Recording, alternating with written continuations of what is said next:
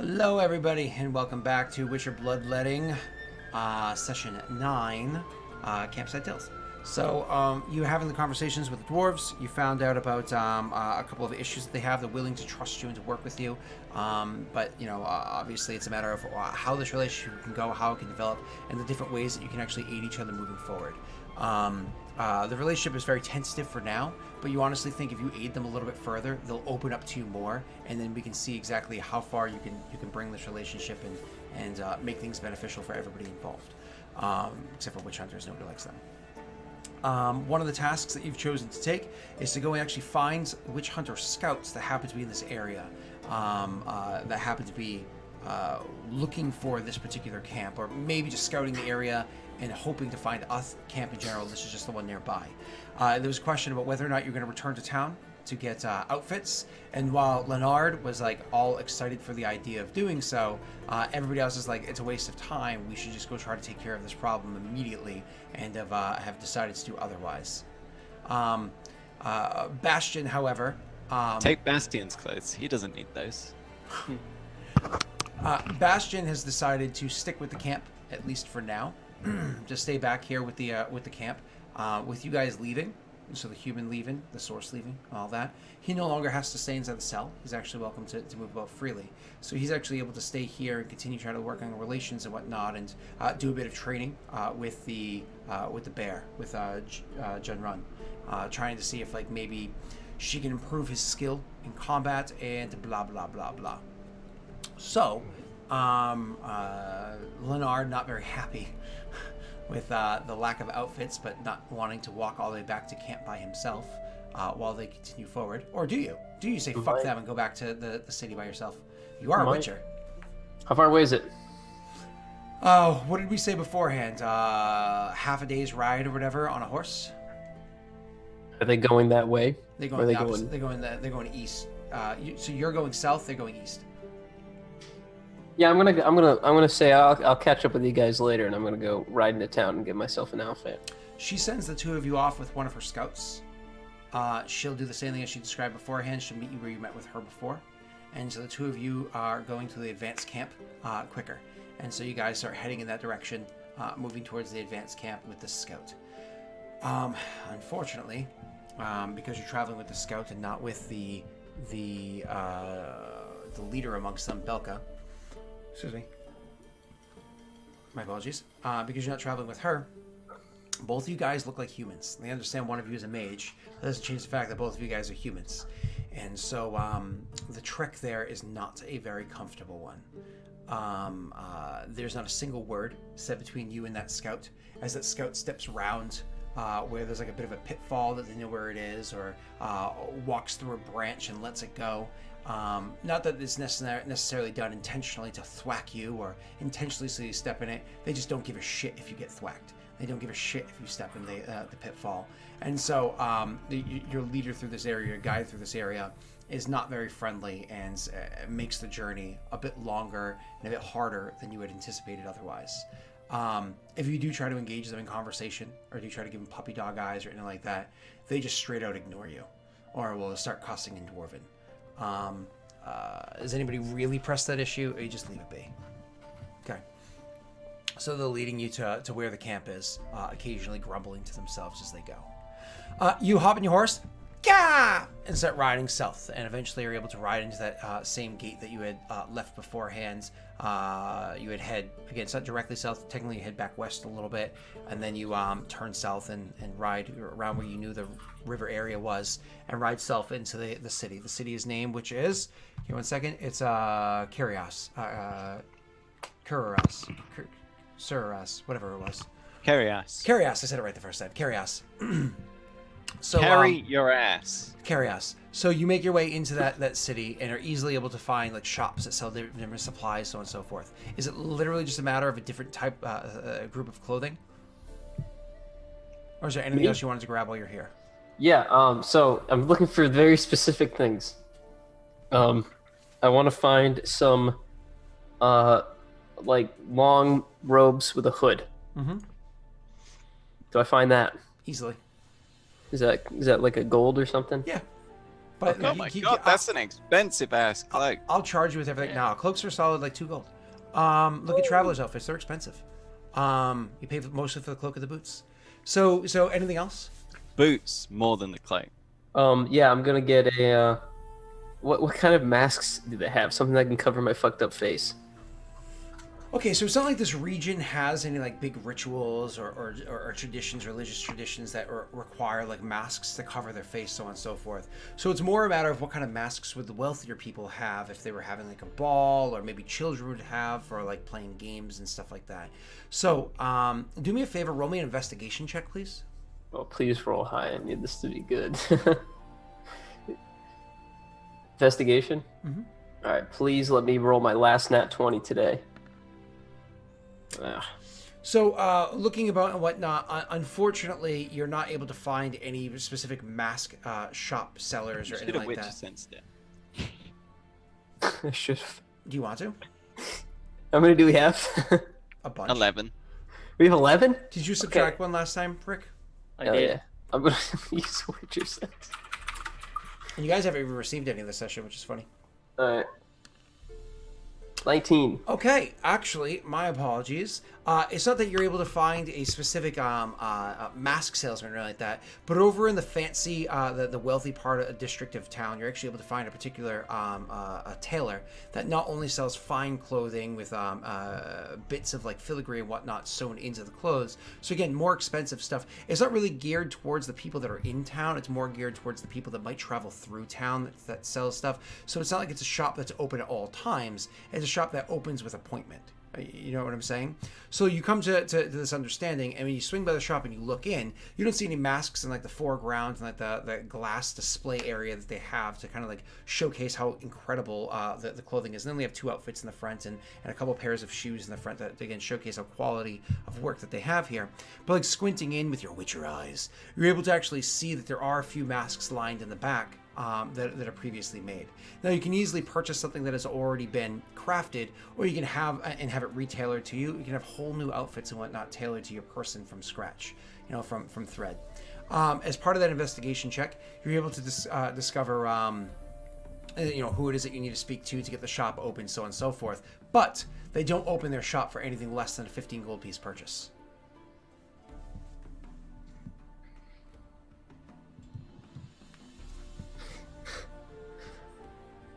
Open the shop. I'm paying. Okay. I'll pay at least 15. So they'll, because of the fact that they aren't open all the time, but when people do come in, they want to give quality business. When you send word out that you're looking for this to be opened and to the appropriate channels, they're there within the hour and have the shop completely open, things readied, so on and so forth. And so when you go in and you see the tailor, he's actually an elven gentleman. You can't really gauge the age because elves are hard to read. But an elven gentleman doesn't really seem to have any scars on them or burns or even carry like much weight on their shoulders or their He's face. noble. So noble perhaps, or even somebody that hasn't really felt the weight of the world on them quite just yet, or wears it well. So anyways, when you come walking in and they see you, they greet you. It's, "Greetings, sir.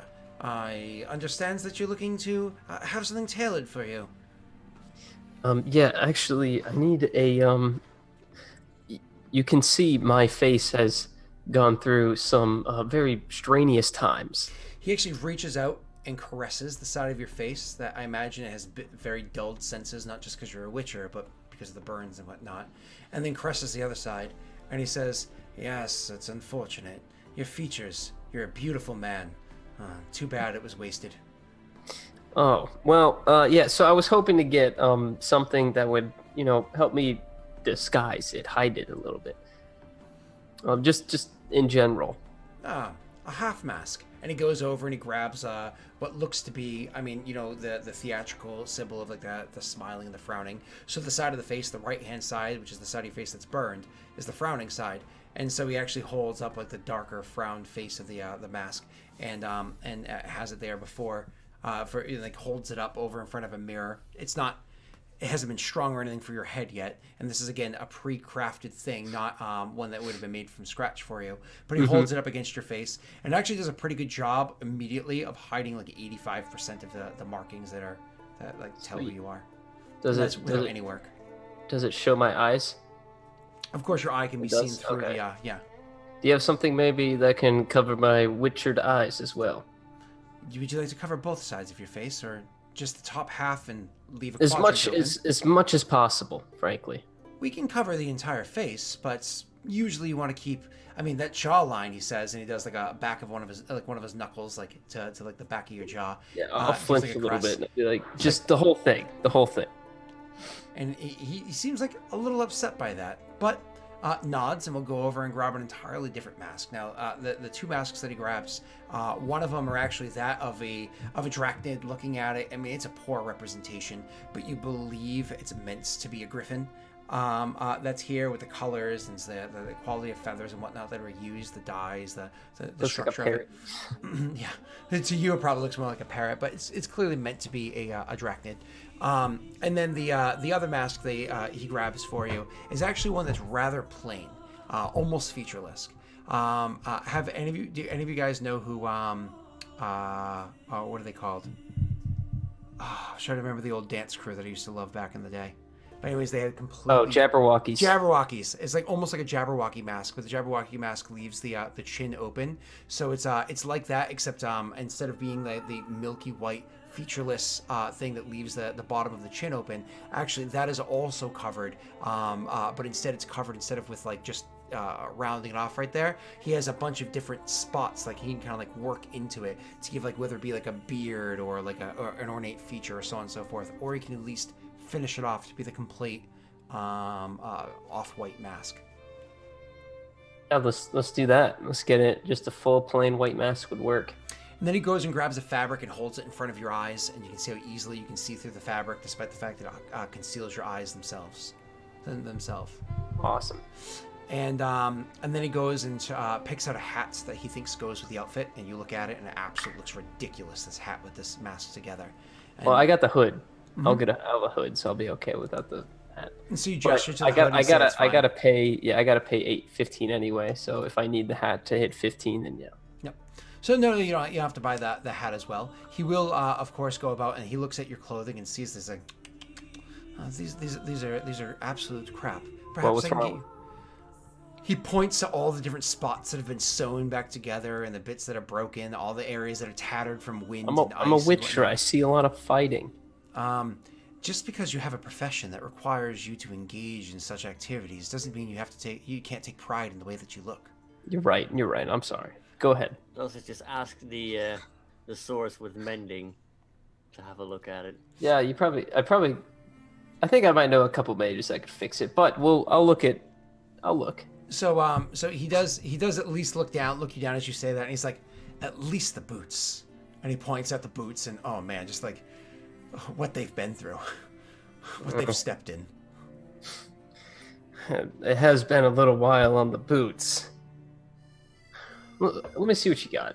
He shows you several pairs of boots, incredibly comfortable, meant for travel and not for fashion and so on and so forth. All in all, the mask, the boots, everything up together comes up to about 18.5 gold. I'll pay it. Okay. 18.5, I can do that. And you replace your boots with these much finer quality ones, very comfortable for your walk in, and you get your mask piece. It takes him a few hours to finish the work on the mask to make sure that it fits you perfectly.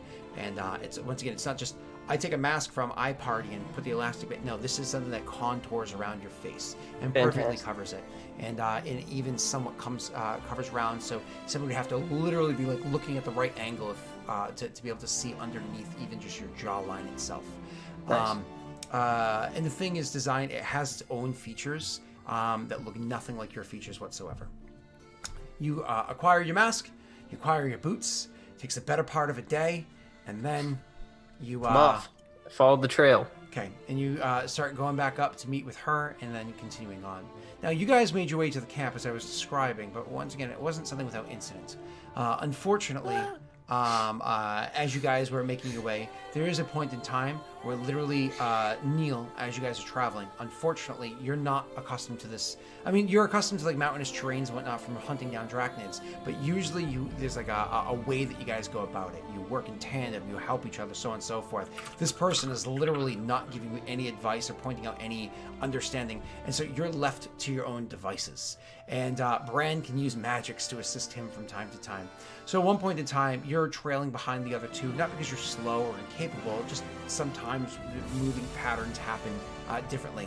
And you end up taking a nasty slip. You actually fumble down the side of a cliff a little bit, and so there's a scratching happening as you fall and oh shit, and you're like barely holding on to the cliff's edge when you letting out that like yelp of surprise, not of pain or anything, like a call or oof or whatever of your sliding down. Barely catches Bran's attention, allowing him to look around behind him to see where you are. Bran, you don't see where he just went. I'll go take a quick look around like an edge, while carefully holding on myself, because I'll try to like find him dangling somewhere or something like that. Make me a perception check. Friend's gonna roll like a 1 and be like, must have been the wind. Just carry on. So, rolling me your perception. So you're looking, and unfortunately, you are trying to find him, and you're not able to find him particularly easily. You can, of course, call out to lend aid to this Tal, but not before you have to roll for me an athletics check. Athletics? Mm-hmm. I'm hanging off the edge. Yep. This is clearly an aerial maneuver. Silence. Fine. What do you want to do? Roll face plant? And so, Would you like to use a Witcher sense? No. I'm fine Oh with dear. that. I mean, unless the DC's 10, what are Witcher senses D6s? I'd have to roll really well, and it's likely a 10. So the way that falling DCs work, if you fail, you slip down, so on and so forth, just like climbing, you fail at climbing. If you fail by 5 or more, that's where the bad stuff happens. So you judge what you think the DC might be, and see where you land, where you're sitting, and think, would adding 1 to 6 aid me in my cause? Fine, I shall be impure. He did it. Now we're all impure. What is it, D6? We've converted him. Slash roll 1d6. Look at that. I mean, shit, I did it just to find some clothes, dude. I'm glad I was able to steal your impurity for nothing. Unfortunately, you start slipping. Your hand starts slipping, and it's just too much. You're a big boy, and you start slipping it. Oh shit! And you start actually falling down the cliffside itself. Neil, it is not a short fall to the bottom. Do you have slow fall or anything like that from your class? No. So is this one of those parts where you're not on your horse? Yeah, it's you're making your way around this like hard mountain. Oh, no, this going to the camp you weren't on your horse. That was if you're going to like with it wasn't a horse passable bit. Yeah. I have acrobatics. It doesn't really gonna help you in this one. So, you're falling, and it's not I got step of the wind. the fall itself is actually The going jump to be, distance is doubled. your fall is not going to be a very pleasant one. Unfortunately, as you're falling, the side is about 80-90 foot drop. But luckily you have some part of to hold on to and scrape along and get cut up by as you go. It's going to deal to you. I'm dead, man. 90 foot. I'm dead. No, it's not going to be 96 because it's not a straight fall the whole way. So you end up taking 14 points of damage from this fall, scraping and poof, onto the ground down below. I'm sure Leonard could have helped you if you just let him go get a fucking mask. Yeah, that mask would be real useful when they see your eyes. It covers my eyes. Right, like as you hit the ground and your shoulder hurts, the back of your head hurts and whatnot, and you're slowly pushing yourself back to the surface. You actually see a small engraving down here. It's probably an area where youngsters have hung out or would spend time. Just others have passed through here. It actually looks like a very old engraving on the side of a rock. It's actually like a heart shape around it, carved into the rock with the word Choga written into it. You're not sure what it means. It's not a language you're familiar with. I think that's something from the Cars movie franchise. Yeah, maybe. Good shit, yeah. But it actually says because like I said, it's the heart. So it says choga and then chogato and then heart semu. So I don't know whoever they are. That's some weeb shit, dude. Yeah. So not chode, choga, chogato with a G, chogato, chogato. So not chode. So anyways, you push yourself up. Bran, you heard the hauler, sorry, as he fell, and you heard the oof down below. You go over to look off the 90-foot drop that's down there, and you see him lying on the ground, pushing himself up. He is a broken, bloodied man. Come on, then. We don't have all day. That's cool. I need a bit. A little while. Maybe a day. I thought you were a big and tough man. What happened? Well, my friend let me fall off a cliff because he was too busy with his head up his own ass. Can you just heal him? Oh man, such a shame. Just heal him, man. Not to mention, I can't climb up that. Not right now. I wave over to the dwarves, like, our dear friend here has had a bit of an accident. He pooped himself. And you call that over to the dwarf. The dwarf looks back and keeps pushing on. Oof. It's a hard struggle to get him back up here, finding the right way and using rope and whatnot. Eventually, you guys are able to get him back up, and then you have to somewhat scramble to catch up to the dwarf that is just not waiting for you. Like I said, eventually you do find your way to the camp, so that tonight you can spend some of your. I get to make you start with less of your of your short resty bits as you go into the next day. My resty bits. Can I Tal's make you feel really bad, Scott? What was that? When he gets back up here, I give him a slap on the shoulder. It's like, there you go, and I cure wounds him at first level. Ah! That face. You heal him for 9. He still is hurt a little. Yeah, I'm not going to heal him fully, but... It's a fat amount of Tal's health. So Tal anyways, is gonna confront the dwarf. Sure, after you guys catch up to him. So once again, before you get to the camp, after you catch up, so what do you say? Oi! Nice of you to wait there. You do realize that we're helping your people. Without us, you're one step closer to death. That's not, oh, we're humans and we're lording over you. That's you wantonly throwing away your friends' lives. Yeah, but from his perspective, currently, with us here, he could also be one step closer to death. Huh? Are you defending him? I'm just stating facts here. So when you guys finish saying what you say, and he looks to you and says, "You got big legs. Keep up." And then keeps on moving. That's racist. And he's also a big boy. So Can't just he's actually say got that. them thick legs. So you guys keep pushing on and make your way all the way to the camp. All right, flashing back to you. You meet up with Messi. You meet up with Brelka. Brelka's just like, all right, come on, come this way. I know a quick path. And you start making your way along as well. You two actually have relatively pleasant conversations as you're making your way. She gets along. Yeah, she with seems you. nice. She gets along with you well enough as you're going along. And sorry, I got distracted. Text from my wife for a second. So you're making your way with her. You guys get along well enough. She talk about the region, talk about the area. She points out a couple of notable features that are around here and places to avoid. And when you kind of you maybe even see something that makes you think, oh, that's a Mosley area. I wonder if we can find some dwarf monsters or something like that over there. And so you ask about whether or not they've seen these other herbs, and so you kind of getting a lay of the land, right? And so all that happens, and you eventually meet up with them at the camp. But unfortunately, you're going to meet up with them at the camp a solid, not later that day, because you went opposite directions, how long it took. You actually meet up with them the tail end of the next day. So when you guys get to the camp, the camp itself is full of including the one that just joined with you, 6 dwarves. So there's 6 dwarves and the 2 of you that are there. Out of all the dwarves, the one that you were traveling with, you thought was probably the most unpleasant. That's actually not true. Unfortunately, there happens to be a dwarf by the name of Unband, that's there as well. Isn't he the guy that got shot? Yep, that happens to be here as well. Oh.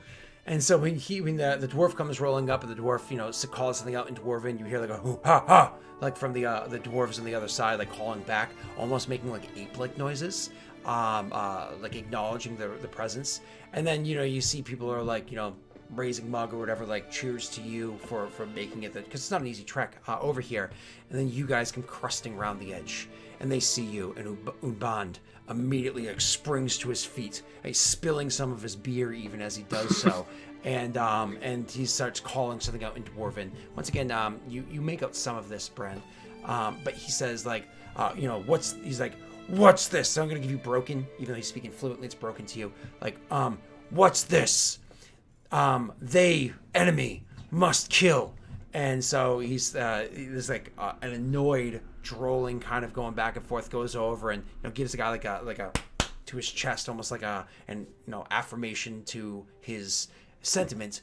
But unfortunately, that's not the orders, kind of a thing. And the guy just seems pissed, and he's cussing up a bunch and pacing back and forth and swearing. Eventually kicks somebody else's mug off flying. That pisses off the other dwarf, who then just jumps on them and starts like beating on for a little bit. There's a bit of a tussle that happens, and you can see like the camp itself is like on the brink of like collapse at the moment as all this is happening.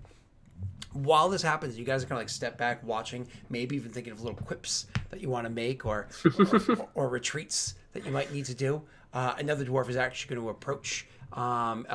He's going to be a much, much older dwarf, and he makes his way over to you and will give like a with his walking stick, not because he's old and needs one, but because you're in a mountainous region. With his walking stick, gives like a slap to one of your hips and gestures for you to follow, and steps not far away, but enough where you're just out of sight because the cragginess of the area. And it's like, best we stay out of the sight for a little while. And yes. You guys go walking around the corner. He's like, all right, I'll follow him. I do not know you a lot. What brings you here? We're here for the Witch Hunter Scouts. The annual gardening festival. Yeah, we're the ones who are going to deal with them. Annual gardening festival. Who the hell said that? Messy? Shut up. I was like, wait, what? But it was Messy, so it doesn't matter. So here for the scouts, we're the ones that are going to deal with them. And so he looks to you and says, "You here to fight them?" I have no love for them. All right. Well, I've got word for you. This camp here, we've been out separated for a long time, scouting, watching. Many have lost loved ones. Many have other loved ones they cannot see back at our main camp. They're pissed, always looking for a reason to fight each other, anything. And you are a good reason, especially for Unban. I suggest you keep your paces away from them for now. That is wise advice. Does Brooklyn know you're here? Yes, she should know, and she should be following up shortly with our companion, who insisted on going shopping first. Perhaps it was supplies needed for task. We have not seen the scouts for a long time, but perhaps we start walking that way now while things settle up above. Follow me. Russian? They have varied accents amongst the dwarves. Follow me. And he actually, once again, starts like making his way further away from the camp and a bit further to the east and down at first and up a bit of a craggy area. He ends up leading you maybe a half mile away from camp and to like another forward camp area. You can tell by the little area where they have campfire stones set up, and you can see old charred wood and everything there. He's like, after he like walks about for a bit, he's like, this is camp in use when we first spot them. It was time ago, but perhaps you spend night here. I'll stay first night, allow you rest, I imagine. And he says, looking at Tal, who's a bit beat up, not terribly, but he's got like dried blood on his clothes and whatnot. He's like, perhaps you need a bit more rest than usual. Thank you. And He allows you guys to rest and regather your strength and so on and so forth. The next day comes to pass when you guys are up and about. He eventually leaves you in this camp and informs you one dwarf at a time will be coming over to spend time with you, and they'll try to make sure it's never Unban. And the next day passes and you guys are out with this other dwarf that's talks to you but is not super chatty. It's one of those understands the situation and isn't overtly rude, but clearly isn't friendly either. And you guys do a bit of scouting starting off with this. The day passes and eventually what's your name there, Messy? That's Leonard, me. Leonard joins to the main camp, and when Brelka gets there with Leonard, once again there's a bit of a hubbub. There's a bit of crazy arguments or whatever that happen amongst them, and it is agreed that perhaps forward camp is a better option. She's actually going to leave the camp in charge of the older dwarf that you had just spoken with, and she's going to head off to this forward camp, though when she joins up with the rest of you, she actually breaks from that one and goes to a different forward camp for you guys to be there.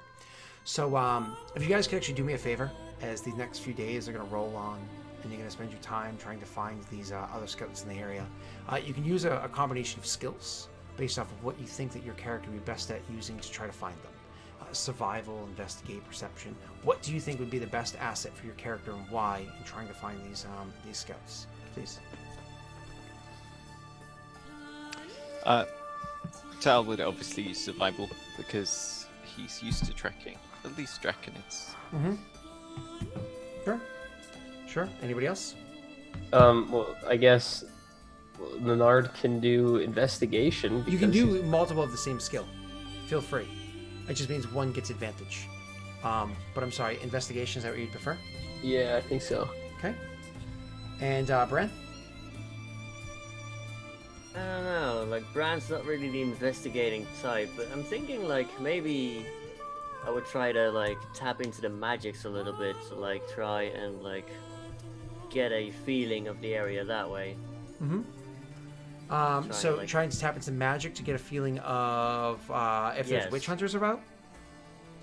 Yeah, they had. I know that some of them had magical charms, and maybe by focusing my sorcery points, I would be able to detect an aura or something, or I don't know.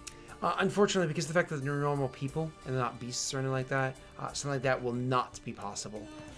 There's just nothing that you'd be able to detect just looking for raw magic. Sorry. No, it's fine. I knew it was not likely going to work.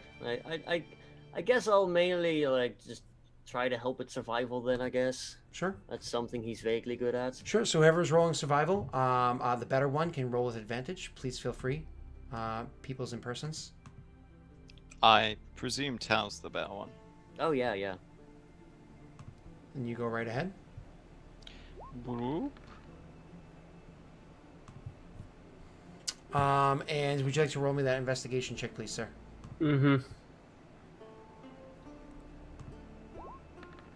So you guys are looking about and trying to find those track marks and everything that, as we were just discussing a couple moments ago, trying to find them and see if you can get the any sign of these people's about.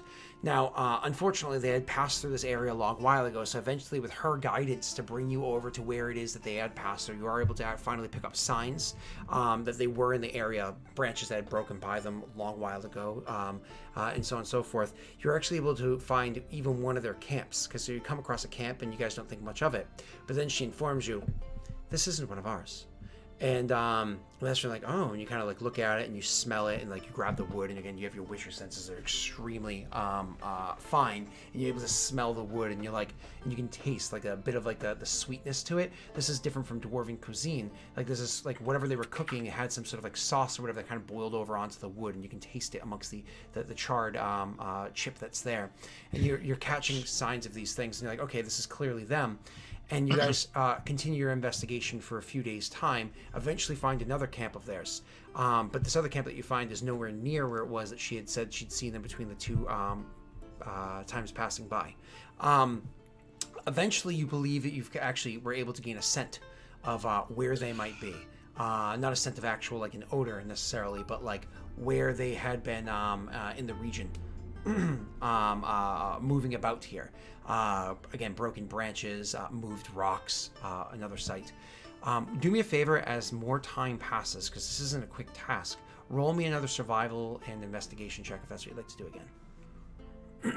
And please feel free to use Witcher senses if you'd like. Oh, Jesus. Whoop. Yeah, go on. Use a witch sense, Messy. Go Would on. you like to, Massey? Do No, it. no, that's okay. Bow. Bow to it. Bow to the I'm all right. I don't need to do it Submit. every time. Give it in now. So no or yes? No, I'm not. So Just being a little cuck. you guys continue walk around for a while, and eventually your trail and they're working together. This is about 5 days time traveling with Brelka, and you actually come to realize like you guys actually all get along with Brelka fairly well. She's genuinely kind to each one of you. She treats all of you with respect. The only one she has a bit of an arm's length to is Bran. Excuse me, but that's not like I dislike you. It's just what you are is concerning to me because of what can happen around you. Same as you've experienced many times before. You're an evil monster. But she actually opens up to all of you, and of you, actually more Tal than the rest. Especially when she like starts asking Tal like, where'd you get that tattoo from, and like learns like what Tal does. Like, okay, yeah, sure, this Witcher over here, Leonard has killed hundreds of beasts compared to Tal's handful, right? Tal's way cooler, Tal's yeah. But again, it's just the fact that Tal's a human and does this. He wasn't like created to do this. Like she finds that genuinely interesting. Can you actually do me a favor, Tal? Can you roll me a raw charisma check? Raw. Oh, baby. Get ready to taste my raw charisma. I don't want to taste anything Oh! raw of yours. So I'm you really actually witch sense it. The floodgates are open now. I'm not gonna. so you gonna witch your sense? No, I won't. Want to get some raw charisma in there? Are you sure you don't want to witch your sense? Are you positive you don't want to witch your sense? Yeah. Screw it. Why not? Let's do it. Fucking hell. That's just fun. Taste my witcher sense. So you are you're 17, 17 total. So actually, over that period of time, as she says, like 5 days time, she actually opens up to a considerable amount, and she actually talks to you a bit about like who she is or who her father is, them going here, and actually opens up a bit. As a matter of fact, you guys have a considerable amount of bonding. You would even go so far as to say the two of you have kindled a decent sized friendship. So you will often walk near each other if you're splitting off into groups and so on and so forth, and will often like share your meals, trading stories. It's you've opened up a bit, and you know what? Something that you can respect. She can hold her liquor. She's got that dwarven liver. So you guys have a good time of it. But moving past that, eventually you're able to come across a camp that you say it's one of those, from the distance, it's probably Lenar that's like, I see another one over there, and you guys start like making your way in, looking about, seeing if there's any other signs, and you see signs of broken branches and whatnot. But then like as you guys are getting close, and Bran reaches down into the fire itself and actually feels the ash, he actually feels a warmth to the ash. But more than that, you can actually Just like reaches his hand in. not directly in, but he feels like his hand just over the ash. You can actually feel a warmth to the ash. And you, Leonard, you can actually see not far ahead of where this camp is. You can actually see boot prints, which you haven't seen boot prints yet because just rain takes away, wind takes away, so on and so forth. You actually see boot prints with the actual definition of the tread of the boot itself inside there. Do me a favor, roll me an investigation right now for this. Hopefully I won't fuck this one up. And Bran, you can roll me an investigation as well, please.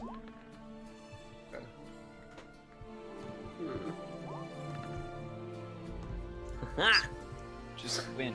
Do it. You can do Okay, it. both of you guys rolled a 15. That's gorgeous. Are you happy with your roll, or do you want to That's a 30 total. I'm good with it. So you are making your sorry, my apologies. So you get another 30 total. It's for each of the things. You guys are both able to come to the equal conclusion that this this transpired. They left here. That campfire was definitely from last night, even burned out sometime early this morning. You see splatter marks around that the rest of the fire was put out by a small amount of water.